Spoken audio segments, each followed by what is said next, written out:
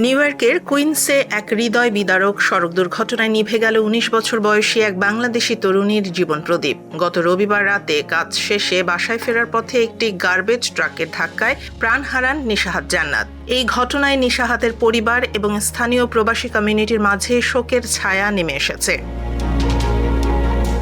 Police জানিয়েছে, রাত প্রায় 11:55 উডসাইডের রুজভেল্ট এভিনিউ এবং 66 স্ট্রিটে এই দুর্ঘটনা ঘটে। নিশাহাত তখন জেব্রা ক্রসিং দিয়ে রাস্তা পার হচ্ছিলেন। সে সময় রয়্যাল ওয়েস্ট সার্ভিসের একটি স্যানিটেশন ট্রাক ডান দিকে মোড় নেওয়ার সময় তাকে সরাসরি ধাক্কা দেয়।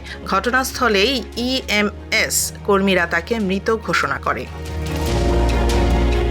নিশাহাত জামাইকার একটি পার্কিং গ্যারেজে রিসেপশনিস্ট হিসেবে কাজ করতেন। রাতে নিশাহাত বাসায় ফিরছে না দেখে পরিবারের উদ্বেগ বাড়তে থাকে।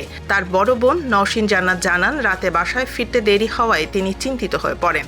রাত 2টার দিকে ফোনের লোকেশন ট্র্যাক করে তিনি দুর্ঘটনাস্থলে পৌঁছান এবং সেখানে পুলিশের বিশাল উপস্থিতি দেখে আঁতকে ওঠেন।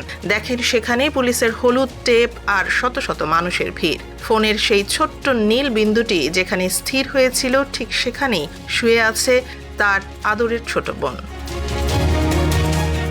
নিশাহাতের ছিল স্বপ্ন ভরা চোখ।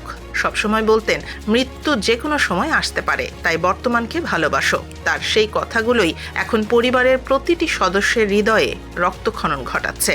9 এবং 4 বছরের 2 ছোট বোন এখনো বুঝতে পারছেন না তাদের প্রিয় নিশাহাত আপু কেন আর চকলেট নিয়ে বাসায় ফিরছে না।